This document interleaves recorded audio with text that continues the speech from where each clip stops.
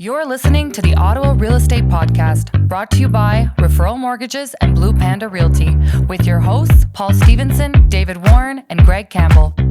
Let's see what's going on in the world of real estate in our nation's capital.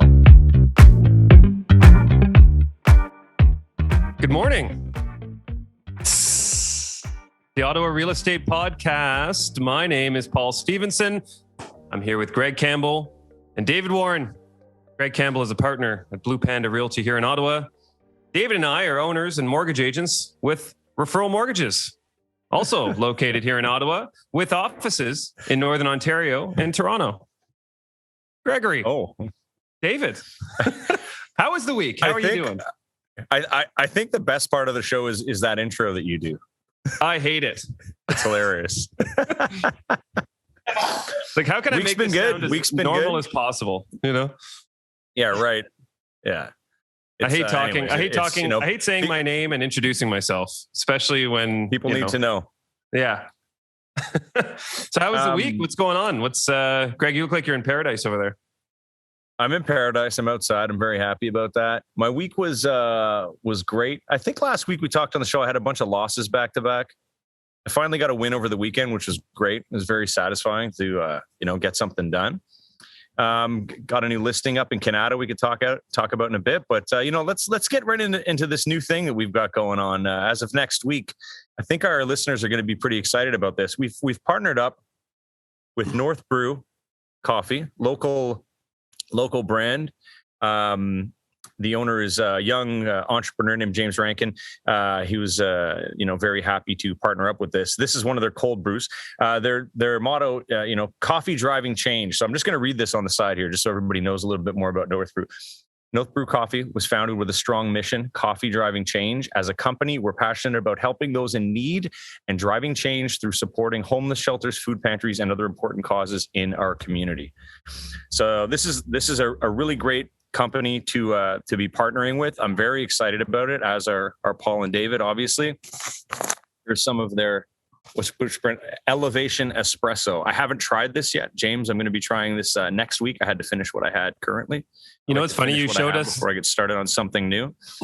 You showed us that off air before we started, and I actually thought it said coffee driving range. I thought it was like a cool name they were doing. Like, this is the long ball. We're going to hit it deep in the morning, like the driving range. Driving change is much more socially responsible. That's amazing. Anyways, so we're going to have a promo code for any of our listeners. It's a lifetime promo code, which is insane. So you're going to be able to get 20% off of every order, and you help the cause, and you get delicious coffee, and it's shipped to your door. Or you can, did we get that? Yeah, no, I got this one shipped. Anyways, this is delicious. So next week we'll be doing some giveaways and some promo about that. And we're happy to help everybody's morning with some coffee from North Brew. Cheers to James Rankin for helping set this up with us. Yeah. And we also, to that point, to go along with the coffee, we do have the new mugs on order. So they will be here momentarily. And, we'll work something out so that maybe the first few people that take advantage of that 20% off will also get a tow rep mug to drink their coffee out of.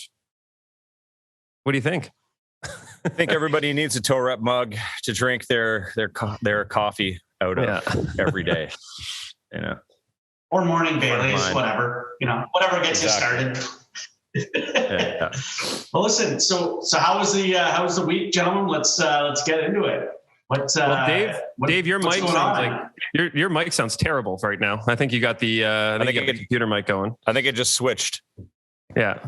No, I was just reading an article before we came on, actually, on Bloomberg that was talking about, they were polling Canadians and asking, what do you think is the current issue with the housing market and so on and so forth. And they said their results showed that a lot of Canadians would be happy with interest rates going up because they hope it would cool off the red hot real estate market and maybe allow them to buy their first home. What do you guys think about that? I get it. But of course, I don't think it'll happen because the government's not going to allow that to happen. They don't really want anything to cool because they need the money to keep moving. Am I right? Yeah, I mean, they in the same article they did mention. Oh, Dave, just to be clear, we could hear you. It just wasn't coming out of that mic. So, so they did mention that they have no.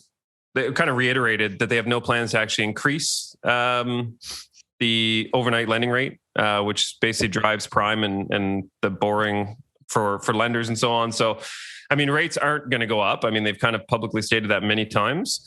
Not that can't change, but they are waiting for it. It has a lot to do with inflation, and that's kind of what they're waiting to see, is making sure that the economy does recover before they start raising those rates. And I think, Dave, you were mentioning that before, that's one thing that people aren't considering, is that, if rates go up, your buying power, like your affordability, goes down, right? So it would kind of be break even if the market balances but rates go up, your cost every month is going to increase because rates are higher, and that might mean that you're not able to buy a home, right? Because you can no longer afford it. So it's kind of a double-edged sword.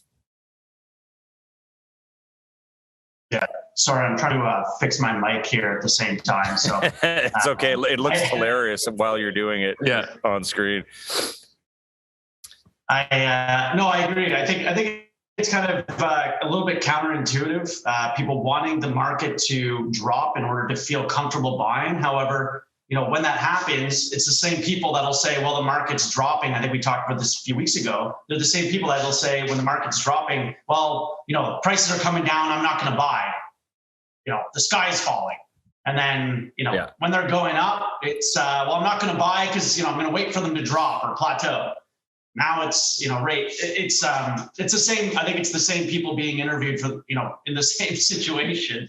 They're always going to have the same answers and going to be afraid or not wanting to get in the market. And then down the road, from a payment standpoint, rates go up. Well, if they're back up to, pre-pandemic in January of 2020, rates were typical A rates with your major banks were 3.49, 3.39, things like that. So it's just, at that, your payments are double what they would be now in a lot of cases. So are those same people going to be wanting to buy because their budget is going to be that stretched? Who knows? I think it's kind of a funny reaction. Kind of a funny position by a lot of people. You just nailed it, man. And I mean, I think the only way that anything's going to really change and plateau is as more listings come out, which brings me to that point I was mentioning earlier. In Ottawa general, in Ottawa as a whole, 302 listings in the last 2 days. Mm-hmm. That's a lot. That's the most I've seen. I listed a 3-story 2-bedroom in Canada. There had only been I think 3 on the market in the last little while, and then all of a sudden 3 other ones came out the same day. So just looking at that stat alone, I think we're going to keep seeing more. I've seen a lot of listings not sell at offer time, which I'd mentioned before. I've seen more now. I've seen more raising their price after not getting offers. I've seen some cancel the listing, just come off the market because they weren't happy. They thought they were just going to make an extra $100K, and they're not. I saw 2 sell in prime locations, great properties that we all anticipated were going to sell $100,000 over each. Neither of them sold. One sold 2 days later at $10,000 over. Now, of course, that's not standard, but it's not standard for the market. We anticipated the high price sale, and we didn't anticipate that. So I think the really special ones will still keep going, but I think overall it's definitely going to start to taper off. I know I think I flip-flop on this a couple because it seems like it's slowing down, then it picks up, and now there's way more listings coming out than we've seen to date this year. So hopefully that satisfies some of these people. Is there an area in town that you're seeing the most listings come out in?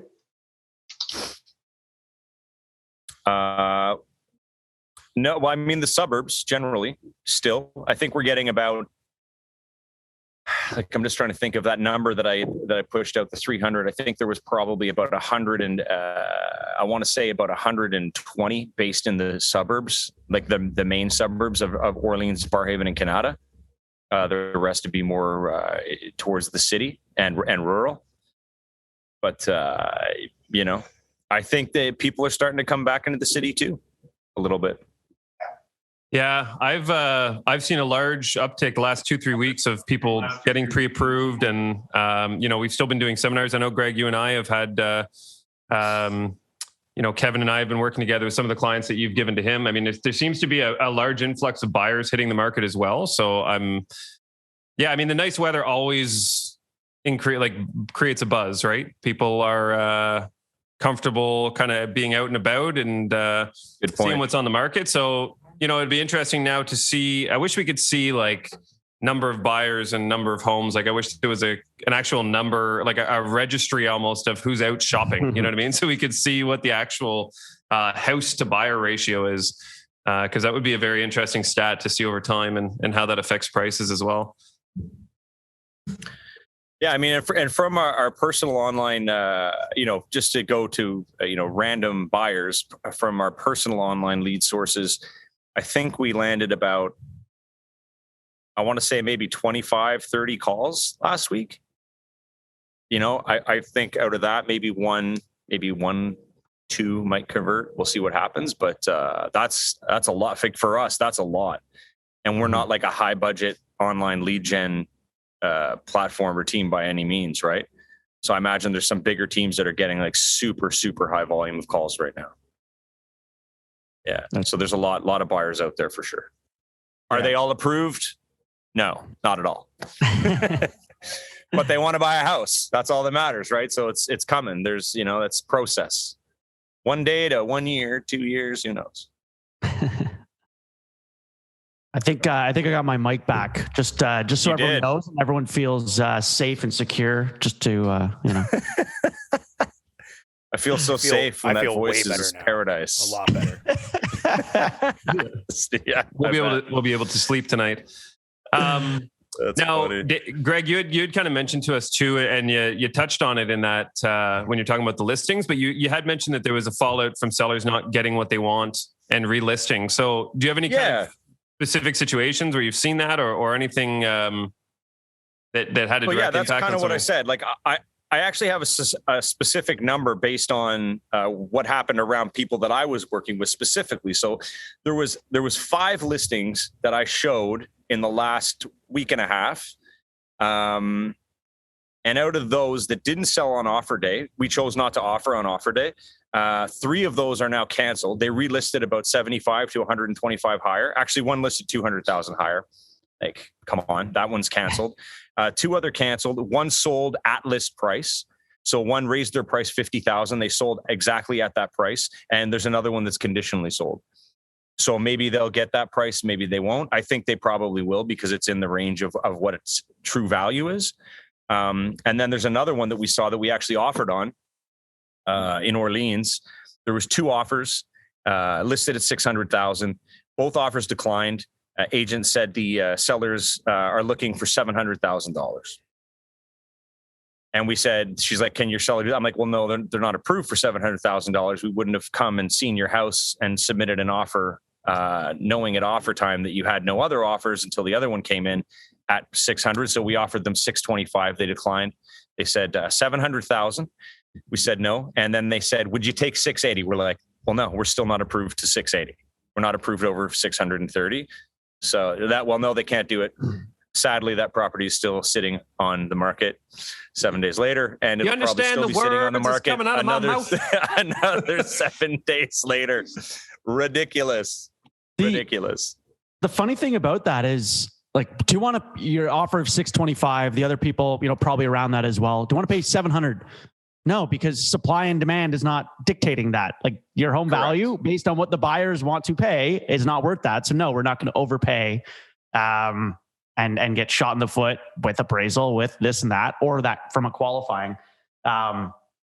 It's such a funny game of the canceled and relist. These because I find, and we've talked about it a couple of times, but a lot of realtors that are, potentially inexperienced going into these listing appointments saying, I will get you X amount, or just saying, we're going to list your place at this and get you this amount, as opposed to having real conversations with their sellers of this is what the market is. This is what the market value is. This is the pricing, this is the pricing strategy, as opposed to just blowing smoke just to win that listing so they could say they got a listing.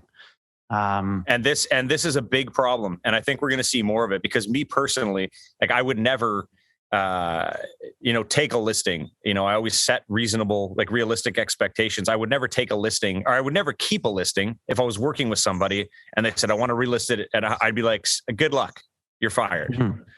Because that's not how I do business. And I would feel like I'm deceiving the market, So for me as a professional, there's no way that I would want to have that tied to my reputation. Forget it. Now, I mean, a lot of the ones that this happened to, one of them is like a very high profile agent. So I was kind of surprised. But two of them are actually, it's the other guys. Noobs. They don't really need to care. Really need to care about it that yet, but it'll come back to them at some point. Yeah, I was just going to say, I actually really appreciate you holding out on the price, because those are the sorts of situations where clients are like, let's just do it. And then the appraisal comes in light, and then the fingers just start getting pointed. It's like, well, you told us that we could get it, and then it just creates a clusterfuck for prices and in the market. And that's what we've been seeing, is all this kind of Wild West negotiations, right? And off the record discussions and, poor strategy, as Dave kind of mentioned as well. That's it. Like, there's one I listed the other day in Canada, and, I told them, I said, all the numbers lead to this number. I said, but we're not going to list it at this number, because I don't think that we're going to get the action that we need at that number. I go, but based on what the previous list prices were, the sell price should be somewhere close to this. And I did say, however, I go, at this price, I go, we need to be prepared to deal with this price if that's what happens, because the market's changing so quickly. And I said that again this morning, based on other listings coming out that are similar, not as nice. So that was a positive, but I have to keep confirming it, because I can't be stuck in that. You said, Mm-hmm. It's like, I advise that it's possible and the numbers show that it could work, but it's very tricky. You got to make sure that everyone is listening. Yeah. I mean, the numbers don't lie. Exactly. What this recent sales are, in that area for identical product, those are the numbers. To try and say that, to try and set an expectation you're going to get X dollar amount over that is just, again, blowing smoke to that seller. When there's nothing to support that. And again, that's also something where that you're, on our side, from a financing side, where the appraisal is not going to come in, because it's an outlier at that point.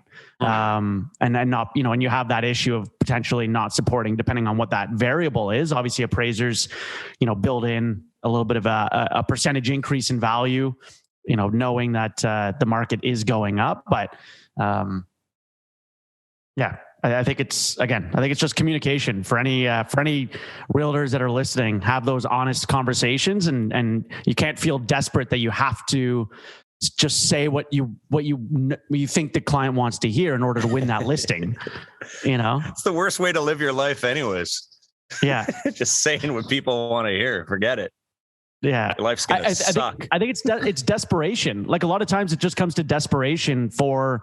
If it's an inexperienced or an agent that doesn't have many listings or much going on, that they'll do anything to get that deal or get that listing, and it's just it's going to end up shooting themselves in the foot, and possibly even lose out on that listing because the seller sees right through them.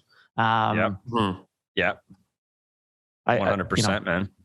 Yeah, people are a lot more. People are a lot more in tune than you think, especially when you're talking about buying, $600,000, $700,000 purchase.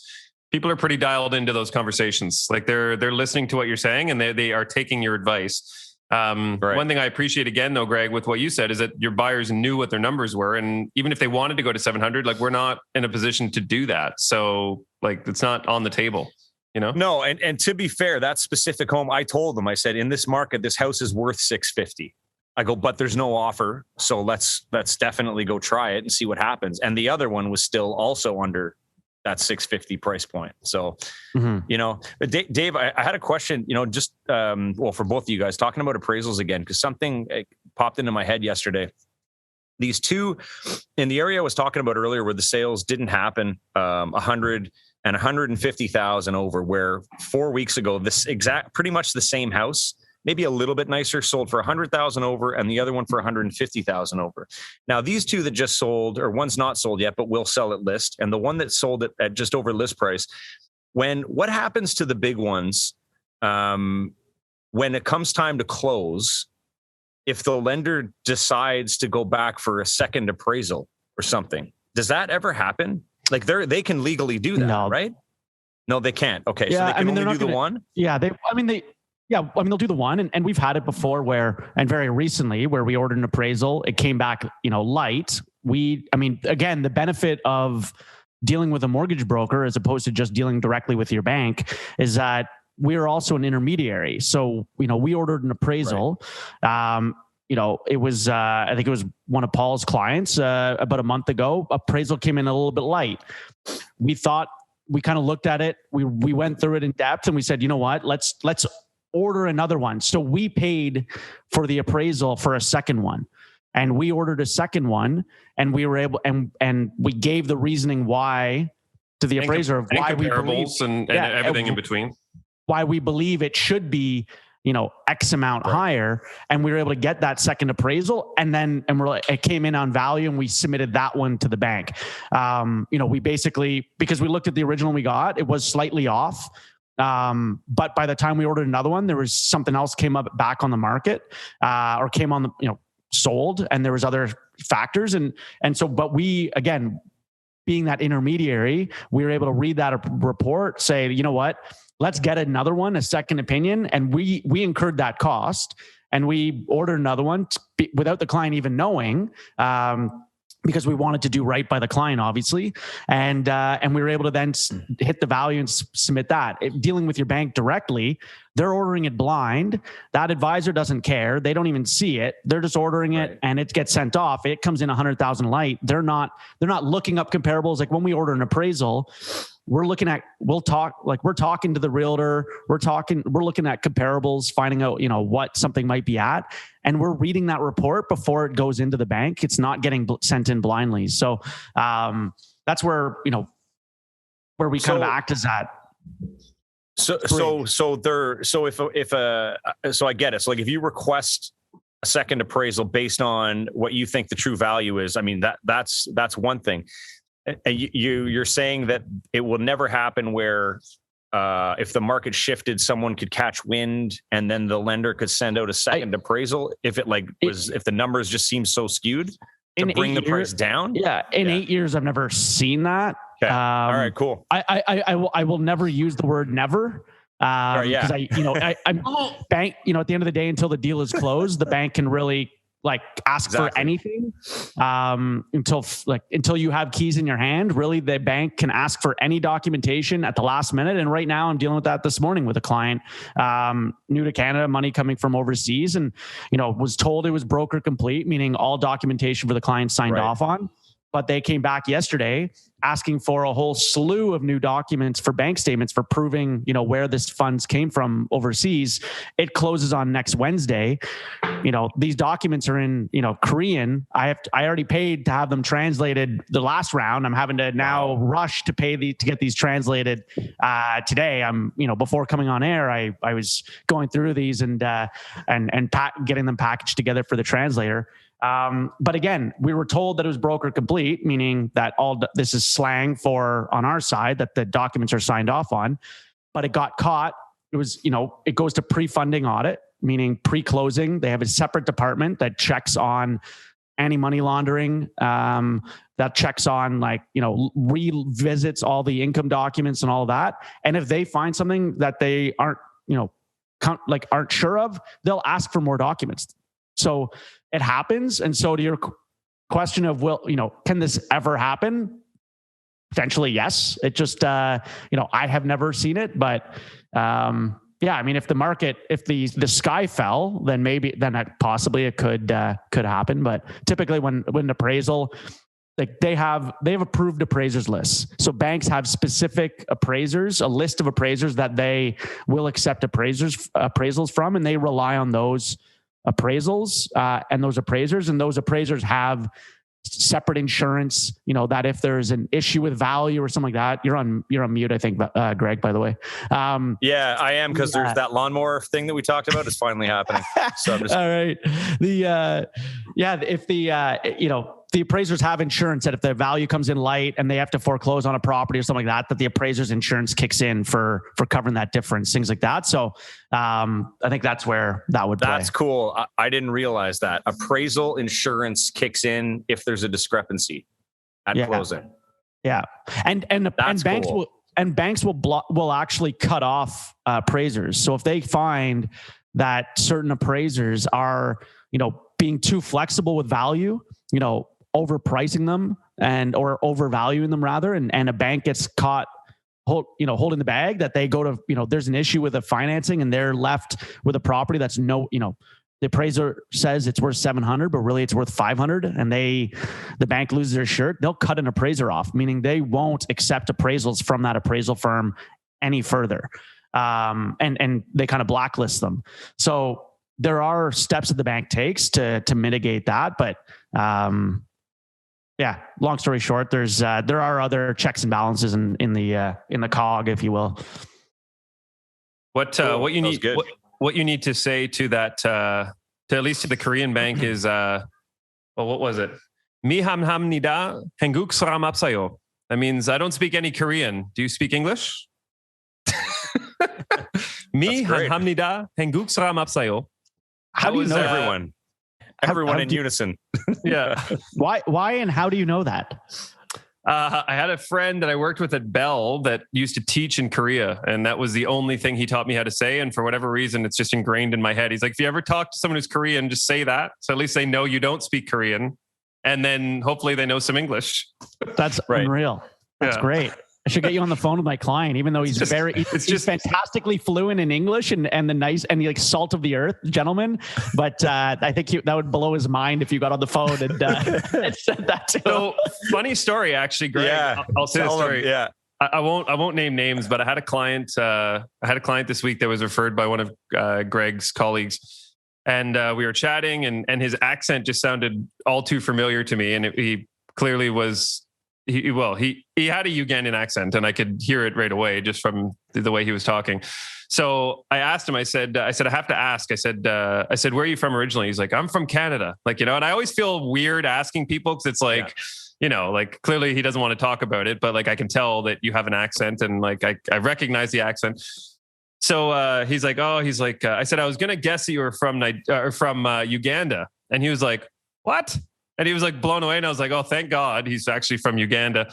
I said, yeah. I said, I speak a little Lugandan. He's like, no. So I gave him a couple greetings in Lugandan, and he was just his brain just exploded. He was almost crying on the phone. He's like, oh my God. He's like, this is amazing. Just was so happy. Client locked in.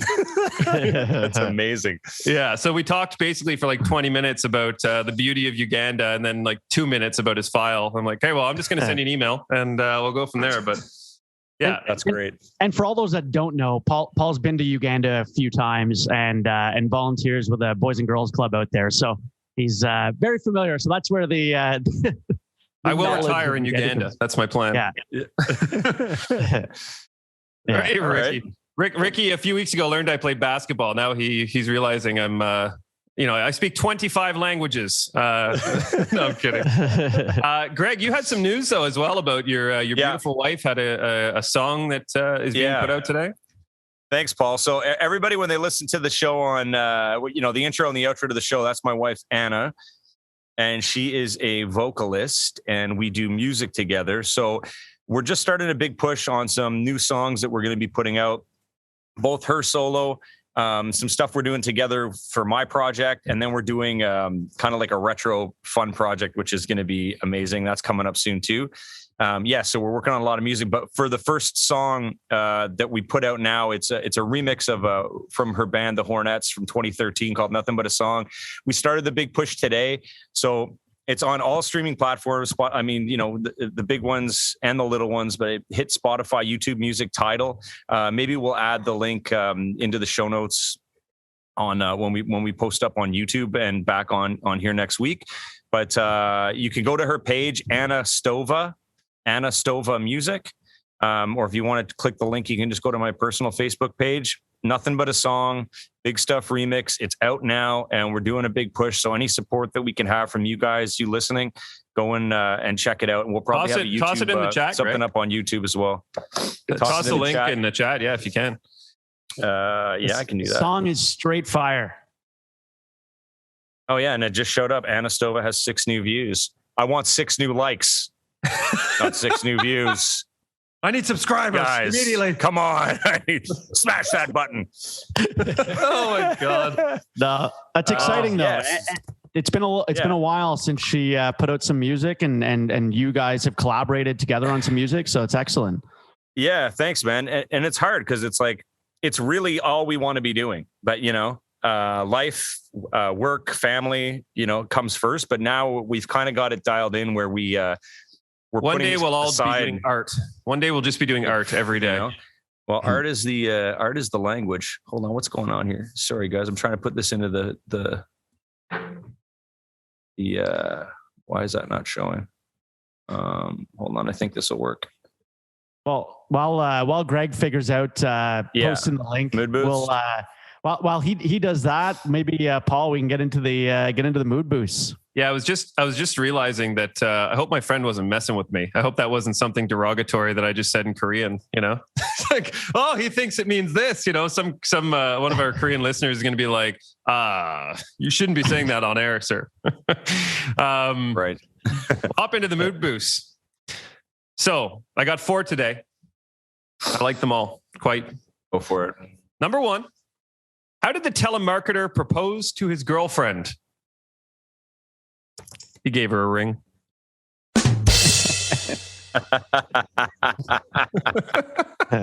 That's actually one of my favorite ones. It's ridiculous. Number 2, what do you call an everyday potato? A commentator?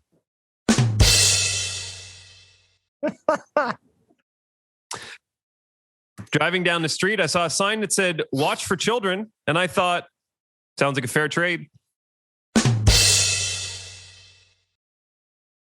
Wow.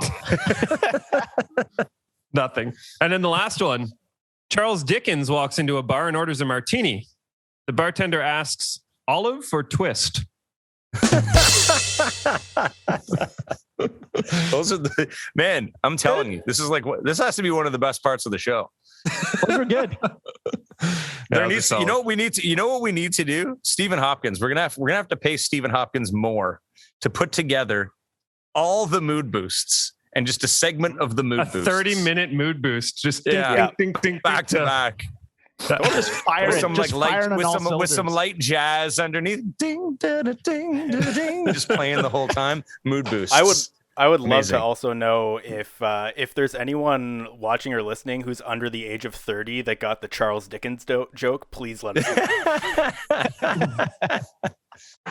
There are some learned youngsters out there. People just want martinis right now, I think. Patios and martinis. 100%. And some martini madness. That's what we need. Yes, sir. We do. Yeah. Also for a good cause. Well, let's wrap it up. I mean, let's just reiterate again that we have an amazing new partner in North Brew Coffee. So next week we're going to be able to let everyone know what the promo code is, and you'll be able to get a lifetime 20% off all coffee purchases on the website, and it's for a good cause. It's driving change, not driving range. And yes, yeah, there it is, North Brew. And we'll also have the mugs coming next week, so we'll make sure that we get a little discussion going and get everyone who wants a mug, so you guys can follow along with Toe Rep every Friday. And just a reminder, we do record here live every Friday, 10 o'clock. And then Tuesday mornings, we release the edited kind of polished version on all your podcast platforms. And then we actually release the full video as well on YouTube. Any closing remarks there, gentlemen? No, you know what? That was a great show. Great show. I love you guys. It's always good chat every week. I want to give a shout out to my good friend Nick Tremblay. It's his birthday today. Happy birthday, Nick. Happy birthday. I know he's an avid listener as well. So little love. We'll be back next week. Everybody have a great weekend, and let us know if you want to chat real estate. We'll make sure that our contact information is in the vid, and hit us up. Let's have a conversation. Let's do it. Get to town. All right. Later. All right. See ya. The Ottawa Real Estate Podcast is brought to you by Referral Mortgages, Blue Panda Realty, and Stephen Hopkins Video. Thanks for tuning in, and please remember to like, comment, share, and most importantly, subscribe. We'd love to hear from you.